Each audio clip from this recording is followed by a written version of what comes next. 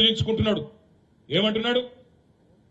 నా కొడకల్లారా ఎవడుగులు కొడతాడు నా ప్రభుత్వాన్ని, జేబుల కత్తెర పెట్టుకొని తిరుగుతున్నా, మీ పేగులు కట్ చేసి మెడలేసుకుంటా అంటుండు, మానవ బాంబైతా అంటుండు ముఖ్యమంత్రి. ఇంకో మాటలు మాట్లాడుతున్నాడు, చూస్తున్నారు మీరు. నాకు తెలియకడితే ఇప్పుడే మా తమ్ముడు ఎల్లమడిగిండు దరువెల్లన్న, జేబుల కత్తెర పెట్టుకొని ఎవడు తిరుగుతాడన్నా? పచ్చి జేబు దొంగలు తిరుగుతారు, జేబు దొంగలు లంగలు తిరుగుతారు, జేబుల కత్తెర పెట్టుకొని తిరుగుతారు. ఎవడన్నా కొద్దిగా అడ్యూట్ అయిందనుకో కత్తెర ఏమైతే డేంజర్ కాదు, జేబుల చెప్పాలి రేవంత్ రెడ్డికి జర భద్రం నాయన అని. జేబుల కత్తెర పెట్టుకొని తిరుగుతాడు ఎవడన్నా ముఖ్యమంత్రి? నాకు తెలియకడుగుతా, ఏమన్నా జ్ఞానం ఉందా? గిసోంటి ముఖ్యమంత్రిని అడిగాలి మనకు. మెడల పేగులు వేసుకొని తిరుగుతాడు, మెడల పేగులు వేసుకుంటే బోటి కొట్టేటోను అని ముఖ్యమంత్రి వాను, మెడల పేగులు వేసుకొని తిరుగుతా, మానవ బాంబునైతా. గివ్వా ముఖ్యమంత్రి చేయాల్సిన పని? చేయవలసిన పని ఏంది? నువ్వు ఇచ్చిన మాట నిలబెట్టు. 2 లక్షల రుణమాఫీ అన్నావు, డిసెంబర్ 9 అన్నావు, సోనియమ్మ జన్మదినం అన్నావు, దమ్ముంటే నిలబెట్టు.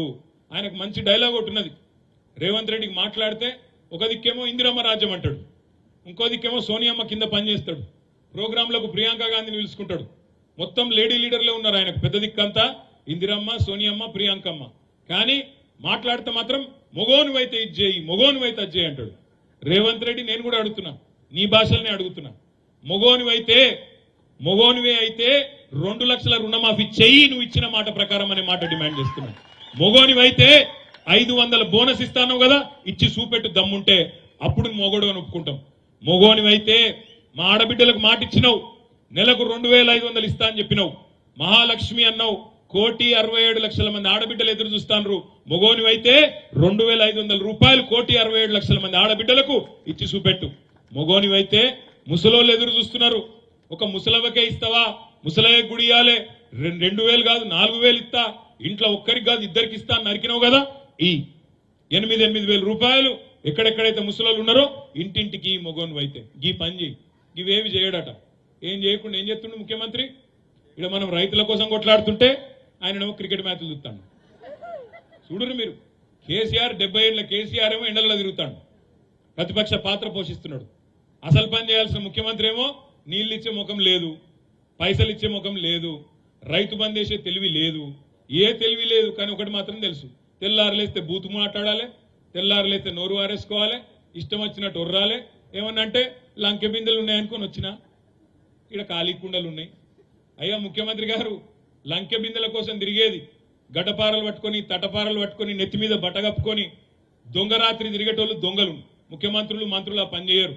ముఖ్యమంత్రులు చేయాల్సిన పని ఏంటంటే రాష్ట్రానికి ఆదాయం ఎట్లా తేవాలి, పెట్టుబడులు ఎట్లా తేవాలి, వచ్చిన పైసలను ఎట్లా సద్వినియోగం చేయాలి, ఉద్యోగాల కల్పన ఎట్లా చేయాలి, ఏ రకంగా ముందుకు పోవాలి ఆ ఆలోచన చేయాలి.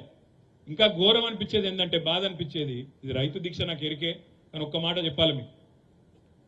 బాధ అనిపిస్తుంది ఎక్కడ అంటే, ఎవడన్నా మందికి పుట్టిన బిడ్డలు మా బిడ్డలు అని చెప్పుకుంటారే, మంది బిడ్డలు మా బిడ్డలు అని చెప్పుకుంటారు, వాడేమో కూడా నాకు అర్థం కాదు, సిగ్గుశరం లేదు. ఏం మాట్లాడతాడు రేవంత్ రెడ్డి? 30,000 ఉద్యోగాలు వచ్చినాడు ఈ మొగోడు.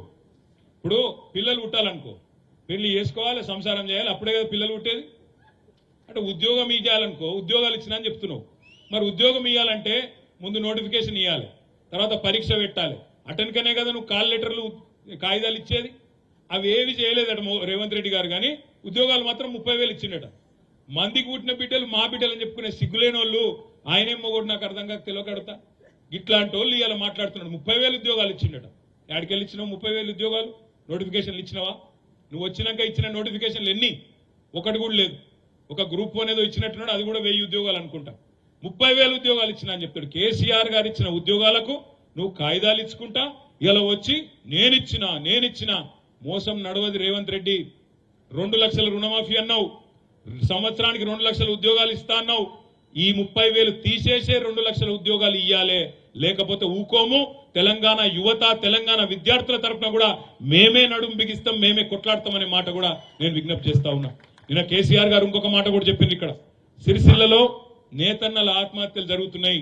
ఇప్పుడు మా సుజాతమ్మ చెప్పింది ఒక మాట అన్నది ఇంతకుముందు, ఎద్దేడ్చిన వ్యవసము రైతేడ్చిన రాజ్యం బాగుండదని చెప్తారు పెద్దలు. ఆమె ఇంకొక మాట అన్నది, బట్ట నేసేటోడో లేకపోతే ఏం కట్టుకుంటాడు వాడు అన్నది. ఇవాళ ఒక దిక్కు రైతు అవస్థలు ఉన్నాడు, ఇంకో దిక్కు నేతన్న కూడా అవస్థలో ఉన్నాడు.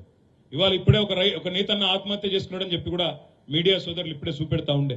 ఇక్కడ ఇంకొక నేతన్న ఇయ్యాలని ఆత్మహత్య చేసుకున్నాడు అన్నా అని రాజీవ్ నగర్లో.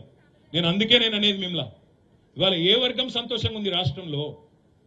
ఎవరు సంతోషంగా ఉన్నారు? రైతులా, దళితులా? నువ్వు దళిత బంధు రద్దు చేసినందుకు దళితులా, లేదా ఇస్తానన్న ఇయ్యనందుకు ఇవాళ మా ఆడబిడ్డలా? ఎన్నెన్ని మాటలు, ఎన్నెన్ని 4 నెలలనే ఎన్ని కథలు మీరు అనొచ్చు. గింత జల్దీ అంటారే మీరు, కొద్దిగా టైం ఉన్నది కదా, ఇంకా 4 ఏళ్ళు ఉన్నది కదా అనొచ్చు. ఎవరన్నా వాజీబే. ఎప్పుడు వాజీబు? నువ్వు ఆ మాట చెప్పకపోతే వాజీబు. నువ్వే అన్నావు కదా, నువ్వే నరికినావు కదా. 100 రోజులలో ఇది చేస్తా, అది చేస్తా, 100 రోజులలో రుణమాఫీ చేస్తా, 100 రోజులలో నేను రైతు భరోసా ఇస్తా. ఎవడు చెప్పమన్నాడు? నేను చెప్పినావు కాబట్టి అడుగుతున్నాం, చెప్పినావు కాబట్టే యాద్ చేస్తున్నాం. నేను మా సిరిసిల్ల నేతన్నలకు కూడా నిన్ననే పెద్దలు కేసీఆర్ గారు చెప్పినట్టుగా ఇవాళ ఎట్లయితే రైతు దీక్ష చేస్తున్నామో నేతన్నల తరపున కూడా మేమే ముందుకు పోతాం. మేమే నేతన్నల కోసం కూడా ఇక్కడనే సిరిసిల్లలో, పోచంపల్లిలో, గద్వాలలో ఎక్కడెక్కడైతే రాష్ట్రంలో నేతన్నలు ఉన్నారో ప్రతి చోట కూడా ఇదే పద్ధతిలో దీక్షలు కూడా తీసుకుంటామనే మాట కూడా నేను విజ్ఞప్తి చేస్తా ఉన్నా. అదే విధంగా రైతుల కోసమే కాదు, ఈ 2 లక్షల ఉద్యోగాల కోసం యువకులతో కూడా వాళ్ళని కూడా కూడగడతాం. వాళ్ళ తరఫున కూడా మేమే పోరాడతాం ప్రధాన ప్రతిపక్షంగా. అదే విధంగా నేను రాజకీయం మాట్లాడను కానీ ఇవాళ మా ఈటెల రాజేంద్రన్న కూడా మాట్లాడుతాడు. మేడ్చల్లో నాకు బాధ అనిపించి చెప్తున్నా ఈ మాట. ఆయన అంటాడు రైతు రుణమాఫీ చేస్తలేదు కాంగ్రెస్ ప్రభుత్వం అని బీజేపీ వాళ్ళు మాట్లాడతాను. బీజేపీ వాళ్ళు రుణమాఫీ గురించి మాట్లాడితే దయ్యాలు వేదాలు వల్లించినట్టు అవుతుంది. ఎందుకు? ఇదే మోడీ గారు కదా, ఇదే బీజేపీ ప్రభుత్వం కదా. రైతులకు వ్యతిరేకంగా నల్ల చట్టాలు తెచ్చింది ఎవరు? ఈ బీజేపీ ప్రభుత్వం కాదా? రైతులను జీవులతో తొక్కి చంపిందేవాళ్ళు వీళ్ళు కాదా? ఈ బీజేపీ వాళ్ళే కదా. రైతు రుణమాఫీ చేస్తే అది అనుచితం, కానీ పెద్ద పెద్ద సెట్లకు 14.5 లక్షల కోట్లు రుణమాఫీ చేస్తే అది కరెక్టే, అది వాజిబే అని చెప్పింది ఈ బీజేపీ వాళ్ళు కాదా? అదానీల కోసం, అంబానీల కోసం, పెద్ద పెద్ద బడా బాబుల కోసం, కార్పొరేట్ సెట్ల కోసం 14.5 లక్షల కోట్లు మాఫీ చేసిన బీజేపీ వాళ్ళు రైతుల గురించి మాట్లాడితే దయ్యాలు వేదాలు వల్లించినట్టు కాదా? ఆలోచించండి. అందుకే నేను మిమ్మల్ని అందరినీ ప్రార్థించేది రాజకీయం కోసం కాదు, మన రైతుల గొంతు వినవడాలన్నా, మన నేతన్నల గొంతు వినవడాలన్నా, మన తెలంగాణ గొంతు వినవడాలన్నా, తెలంగాణ గొంతు వినవడాలన్నా అని ఎందుకంటున్నా అంటే ముఖ్యమంత్రి ఏమో గుంపు మేస్త్రి, మీకు తెలుసు. ముఖ్యమంత్రి ఏమో గుంపు మేస్త్రి, ప్రధానమంత్రి ఏమో తాపీ మేస్త్రి. ఇద్దరు కలిసి తెలంగాణకు సమాధి కట్టాలన్న చక్కర్లు ఉన్నారు. ప్రధానమంత్రి తాపీ మేస్త్రి, ముఖ్యమంత్రి గుంపు మేస్త్రి. ఇద్దరు కలిసి తెలంగాణ గొంతును బంద్ చేయాలి, ఖతం చేయాలి బీఆర్ఎస్ అన్న చక్కర్లో ఉన్నారు. మరి కాపాడుకుందామా? ప్రజల తరపున కొట్లాడదామా? లేదా వీళ్ళ కుట్రలకు బలైదామా? ఆలోచించమని చెప్పి కూడా కోరుతూ రైతుల తరపున రేపటి నుంచి మనం బయలుదేరదాం. ఎక్కడెక్కడనైతే కొనుగోలు ప్రారంభమైందో, ఏ సెంటర్లో అయితే చాలైందో, నేను జిల్లా పార్టీ అధ్యక్షులు ఆగన్న గారిని, మా సింగిల్ విండోల అధ్యక్షులను, అదేవిధంగా మా సర్పంచ్లను, ఎంపీటీసీలను, గ్రామ శాఖ అధ్యక్షులను పేరు పేరున అందరినీ కొడతా ఉన్నా. ఇక్కడికి వచ్చిన రైతు సోదరులు, రైతు బిడ్డలందరినీ కొడుతున్నాం. మనమే బయలుదేరదాం. గులాబీ కండువానే కప్పుకొని బరాబర్, ఒక గులాబీ కండువా, ఒక ఆకుపచ్చ కండువా, 2 కప్పుకొని బయలుదేరదాం. కొనుగోలు కేంద్రం పోదాం. ఏమాయని బోనస్ ఇస్తావా సస్తవా అని చెప్పి డిమాండ్ చేద్దాం.